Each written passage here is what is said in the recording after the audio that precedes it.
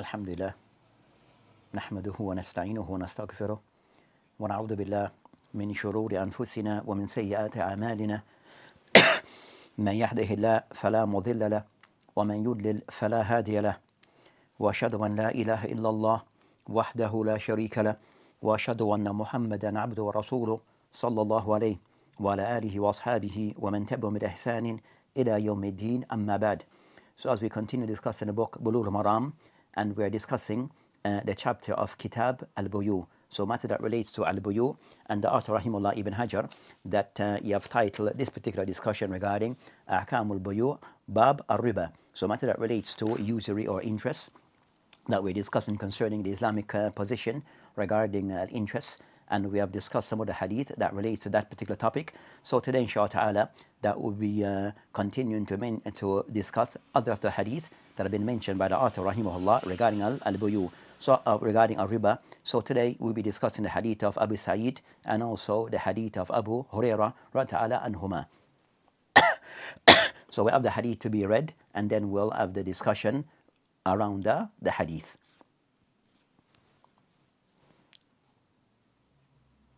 Alhamdulillah wa salatu wassalamu ala Rasulullah. Hadith 700, narrated Abu Sa'id al-Khudri wa Abu Hurairah radiyallahu anhuma. Allah's Messenger sallallahu alayhi wasallam appointed a man over Khaybar, and he brought him dates of a very fine quality. Allah's Messenger sallallahu alayhi wasallam asked, "Are all the dates of Khaybar like this?" He replied, "I swear by Allah that they are certainly not. O Allah's Messenger, we take only one sa' of this kind for two, and even for three of a lesser quality." So Allah's Messenger sallallahu alaihi wasallam said, "Do not do so. Sell the mixed dates for dirhams, then buy the very fine dates with the dirhams." And he said that the same applies when things are sold by weight. Agreed upon, Muslim has, and so is that which is sold by weight. So the author rahimahullah Ibn Hajar that he mentioned regarding this hadith that pertains to the bab of bab al-riba. So he mentioned an Abi Sa'id wa Abi Hurairah radhiyallahu anhuma anna Rasulullah sallallahu alayhi wasallam ista'mala rajulan ala Khaybar فجاءه بتمر جنيب فقال رسول الله عليه الصلاة والسلام أكل تمر خيبر هكذا فقال لا والله يا رسول الله إننا نأخذ ساعة من هذا بساعتين أو ثلاثة. فقال رسول الله عليه الصلاة والسلام لا تفعل بيع الجم بالدراهم ثم ابتع بالدراهم جنيبا. فقال في الميزان مثل ذلك متفق عليه ولمسلم وكذلك الميزان الحديث. So that's the hadith that mentioned by the author rahimullah as it was read before. So this hadith that he mentioned here, that he have mentioned the hadith have been narrated upon two sahabi. So sahabiyan, the first being Abu Sa'id al-Khudri, one of the narrators of the hadith, and also Abu Hurairah also narrate very similar hadith. So this hadith can be said to be from two sahabi. So it can be, it could be classed as one hadith or be classed as two hadith, but most have mentioned this is one hadith where he mentioned an Abi Sa'id wa Abi Hurairah, where he see hadith, both hadith as being one hadith. Then it mentioned concerning the Prophet alayhi salam, ista'mal rajulan ala Khaybar. So the hadith, so that's concerning the hadith.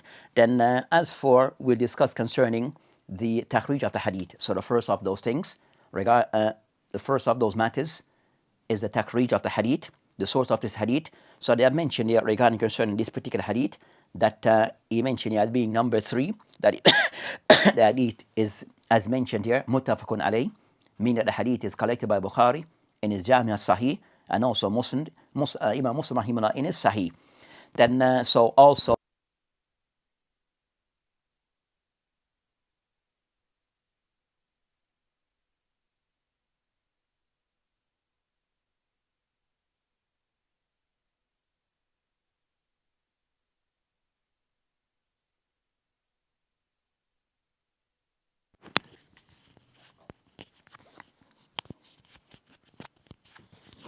So the hadith here has been collected by Imam Malik rahimahullah in his Musnad, and they are mentioned regarding concerning bi riwayat al-Laythi, So this hadith is collected by Imam Malik.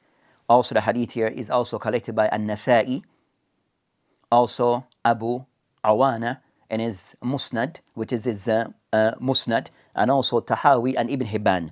So these are the sources or other sources that are mentioned in this hadith. So the hadith collected by Bukhari and Muslim, but also in addition to Bukhari and Muslim, that this hadith can be found according to Sheikh Mahir al-Fahl, that it can be found in Muwatta of Imam Malik, also An-Nasa'i, Abu Awana, Tahawi in Shar al-Mushkil, and Ibn Hibban. And he mentioned concerning that, so others regarding what they have mentioned regarding the hadith here, that regarding by way of takhrij of the hadith, that they mentioned the hadith in Bukhari and Muslim, also Nasa'i, and other sources of them, Abu Awana, and also they mention Ibn Hibban. So as for the hadith here, as we mentioned before, hadith in the Bukhari and Muslim agreed upon as narrated by Abu Hurairah and also Abu Sa'id al-Khudri. As for this particular hadith that is related to the topic regarding riba, so also this hadith is to clarify those places that regarding those type of transaction that is said to that is considered to be a form of riba, as the hadith will clarify.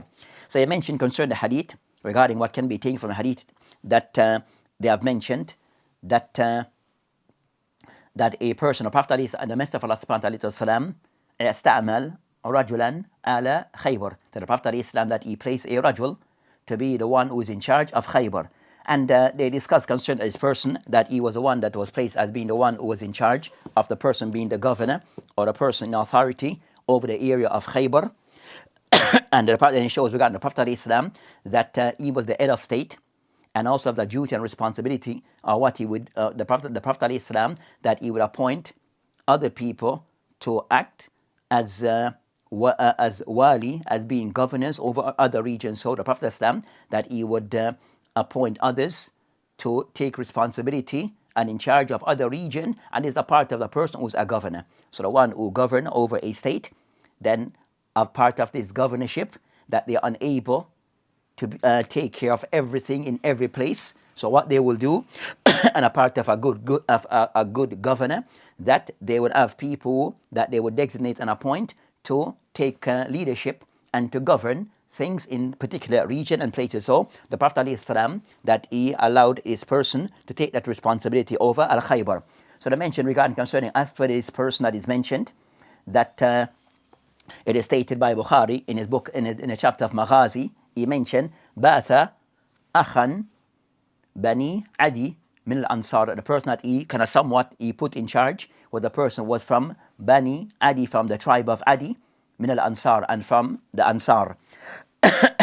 Then also Daraqutni and Abu Awana, that they mention as for the person's name, that some narration that mention of Abu Awana, that he mentioned the person's name that was appointed as the governor of Khaybar, that they mentioned his name was Sawad ibn Ghaziyah. Sawad ibn Ghaziyah, that he was the person who was in charge, and he was from Bani Adi min al-Ansar. So also others that Khatib al-Baghdadi mentioned regarding concerning this person who was put in charge of Khaybar, that he mentioned his name was Fulan ibn Sa'sa'a, that his name was Fulan ibn Sa'sa'a.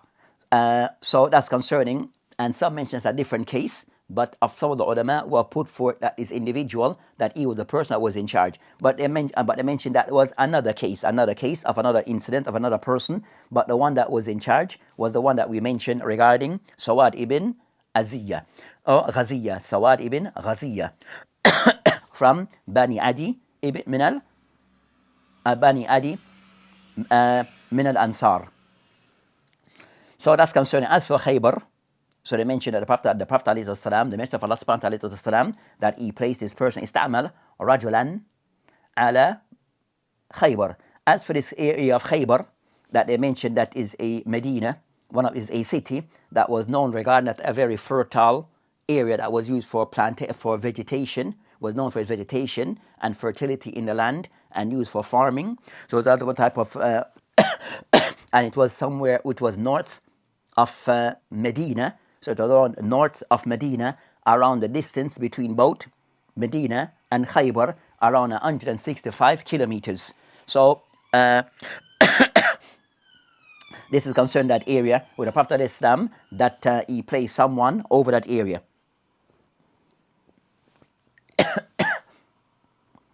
Then it mentioned the hadith. It states regarding concerning the meaning of the hadith that with this it mentioned that فَجَاهَهُ بِتَمْرٍ janib. So this tamar that was said to be janib is that type of tamar that is said to be of good quality. So it's of high quality, so the very good quality of tamar. Then the Prophet ﷺ, then he asked the question to the person when this tamar was brought to him, أَكُلُّ tamrin khaybar hakada, is all the tamar, the dates of this region of Khaybar is of this type of quality. So it mentioned فقال, and the person responded فقال لا. Then the person said no, that is not the case. Wallahi ya Rasulullah alayhi salam, innana, then he mentioned that innana na'khud as-sa', that we would take like a sa', this quantity of this type of date, min hadha, from this, bisa'atain, from this good quality, and we would exchange it with twice or 3 times of another type. So it showed a concern, a difference regarding one type is of a certain weight, of a certain measurement, and it would be exchanged with another type of date of the quantity would be doubled or more. So the Prophet ﷺ, when he heard of this type of transaction they would do, where a difference in the weight of the date that was being exchanged, for فقال عليه السلام لا تفعل, meaning concerned not to discontinue this type of transaction. Then he told him, so he showed that no, la taf'al, indicating that it's something which is haram. Indicating it is something which is haram. He mentioned la taf'al. Then he mentioned, the Prophet ﷺ went on the clarification, that he mentioned bay' al-jam bid-darahim, then the bay, to sell dates of jam, which is concerned a date of a lesser quality.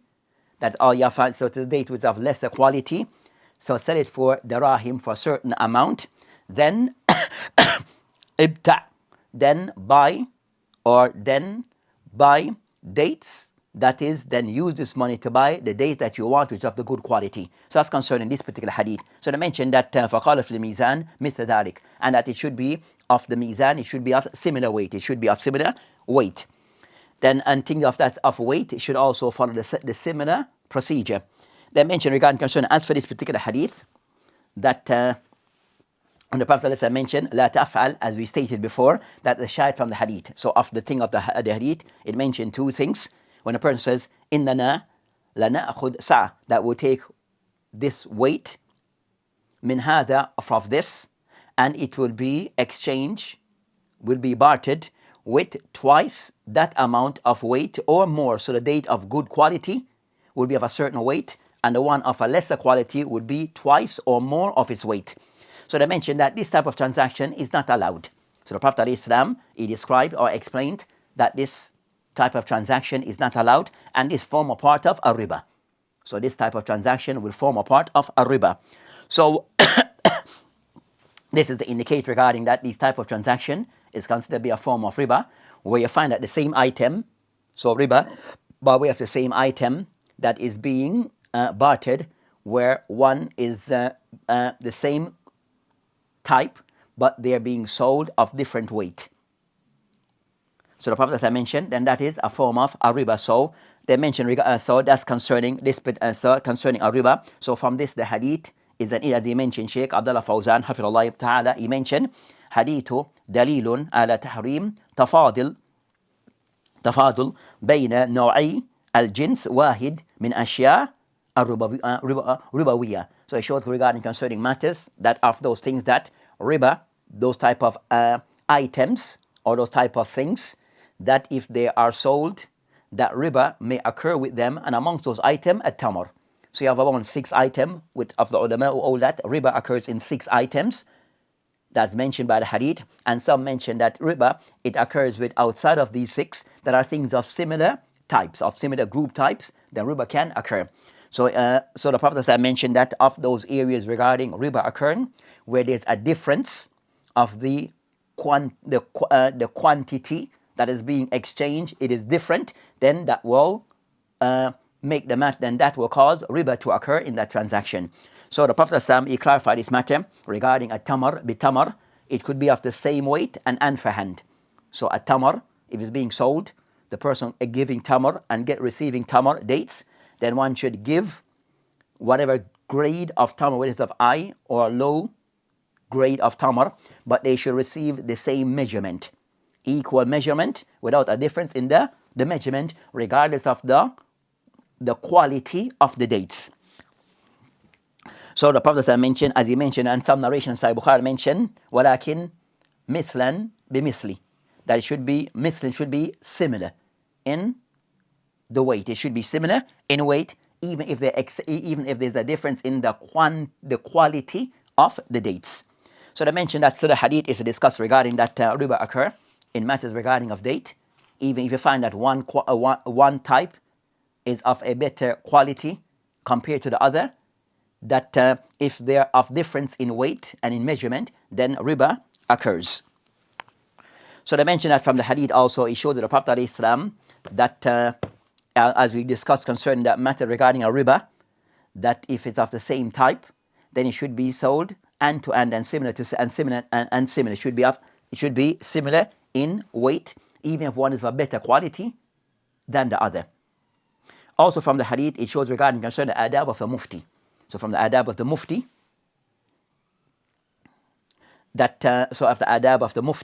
that if he's asked about a matter that is haram, then he should clarify that a thing is haram, as the Prophet told her, فَلَا تَفْعَلْ, as he mentioned, لَا تَفْعَلْ, not to do so, concerning not to continue with this type of business transaction that the person was involved in.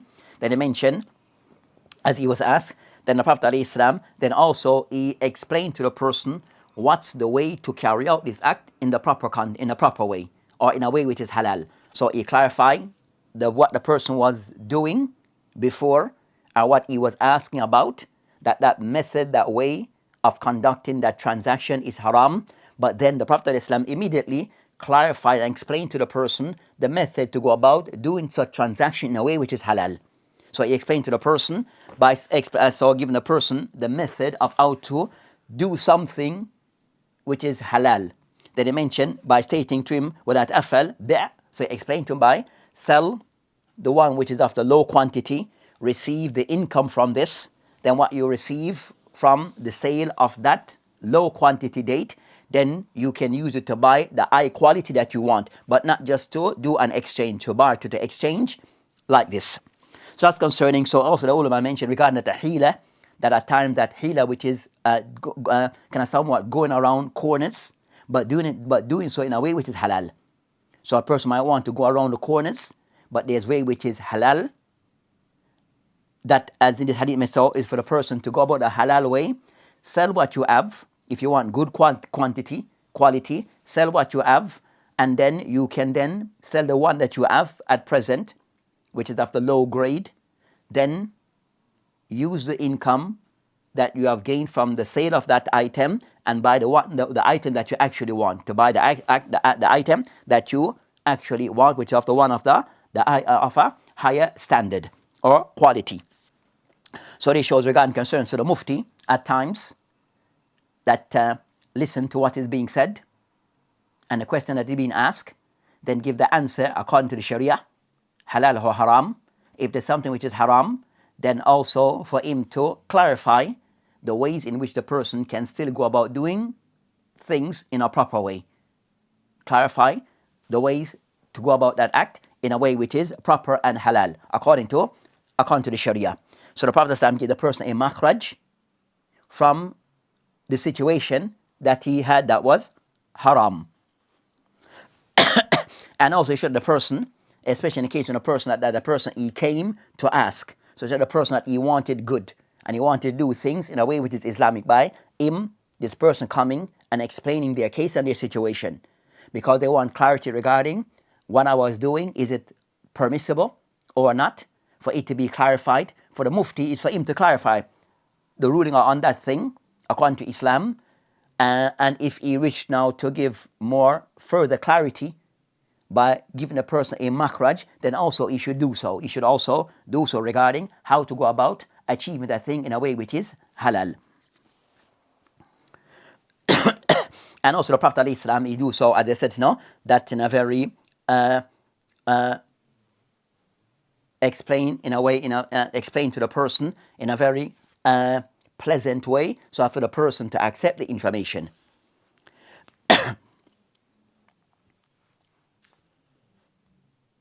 So from the hadith, it shows regarding concerning that in matters regarding a riba, if it's of the same item, of in this case tamar, even though one is of a better quality compared to the other, that if both are to be exchanged, they should be of the same measure, they should be of the same measurement, and everything of that nature of the same type, then also they should be of the same measurement, even though they may differ regarding the level of their quality. So riba occur if the same thing being sold, but the amount that is being given, that it fluctuates, it differs. Also they mention regarding concerning that if the matter, you might find dates with wheat, then you can have difference in weight. So if matter regarding dates, so the cost may vary, would differ. If it is the person want to exchange with another person, I'll give you wheat and you will give me dates, then a difference in weight, in measurement, then this is no harm, it's not riba, but it should be hand to hand. It should be given hand to hand. But if it fluctuate in weight, then this is not a problem, as they differ in concerning jins.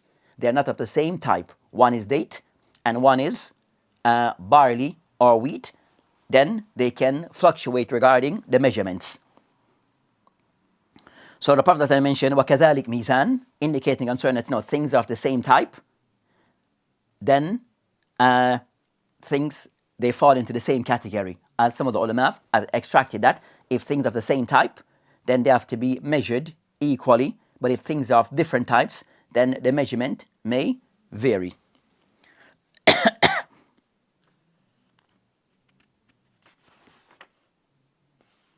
So this hadith again is the author Rahimullah Ibn Hajar wished to mention this hadith regarding concerning of those specific cases regarding that the Prophet Islam, that and the Sahaba, that they had this practice before regarding concerning that involve riba, but then Islam came to eradicate and to remove that type of practice and to make one which is halal according to Islamic standards. So the Prophet Islam, that he eradicated this practice was that was something that was a practice of the people of Jahiliyyah. And it shows also that Sahaba that at that time wasn't aware of that matter until the matter was clarified to him. So it shows regarding that the udhr bijahl, regarding concern that in cases and in certain circumstances, in cases where a person may be involved in something that they were not aware, and then that matter has been clarified, and especially in the time of the Prophet ﷺ, where things for some, the Prophet ﷺ was the one who would give the ruling and became the reference. So you might find that things that the Prophet ﷺ will change a ruling, either times it will be on a gradual basis, or at times it will be immediate. So in this case, the Prophet ﷺ, that the ruling was changed, this person, when he became aware, then he changed his opinion and also the practice that he had on that particular thing. So it showed the Muslim that whenever he is aware or become aware of something being that Islam are given a particular ruling on a thing, then the person should accept it after that clarity has been made to him with dalil. So we said that the person, they may have an understanding of a particular matter, but then clarity have reached them with the evidence regarding that matter, then the person should accept it and then act upon what he has come to know to be the judgment of Islam on that matter, and not to and also we show that at times some people may be aware of things and some people may not be aware.